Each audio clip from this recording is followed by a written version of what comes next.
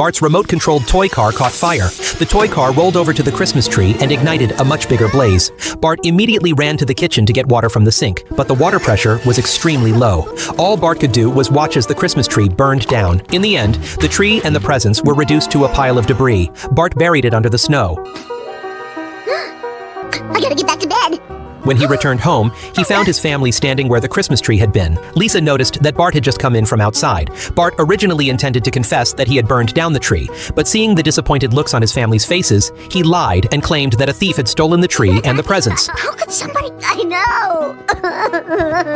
The police came to the house to investigate. Bart said the thief had a fake eye and a wooden leg. He had a hook for a hand and wore a striped prison uniform. The police promised they would catch the thief. The Simpsons felt this was a terrible Christmas. Homer went to the bar for a drink. He saw his home being interviewed on TV. The reporter was covering the case of the stolen Christmas tree. The words of a heartbroken mother. For there will be no fire truck for little Bart, no sweater for little Lisa, no Cajun sausage for little Homer.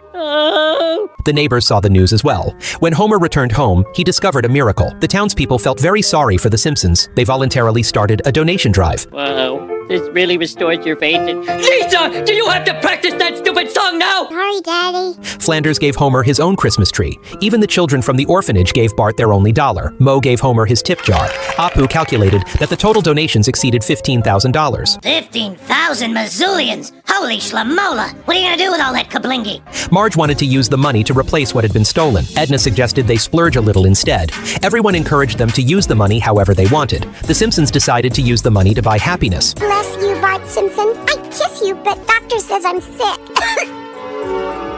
Homer planned to buy a new car with the money. The car salesman even gave him a discount. Everyone except Bart thought it was a wonderful Christmas. Will this Christmas never end? Homer sped up and passed a snowplow. The car slid as it drove onto the snow. Everyone panicked. Homer decided to follow Lisa's advice.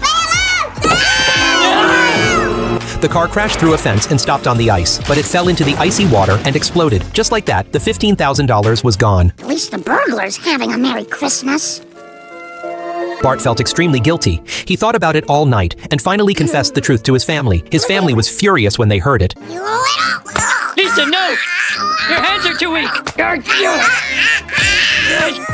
They ended up fighting with each other. When the TV crew came to interview them, they immediately pretended to be happy. The reporter asked if they had anything to say to the thief. Hello, jerk. We may never find you, and we should probably all stop looking. But one thing's for sure, you do exist. Marge expressed her gratitude to the townspeople for their donations. At that moment, the dog dragged out the Christmas tree Bart had buried. There was Bart's toy car, Lisa's sweater, and Homer's sausage.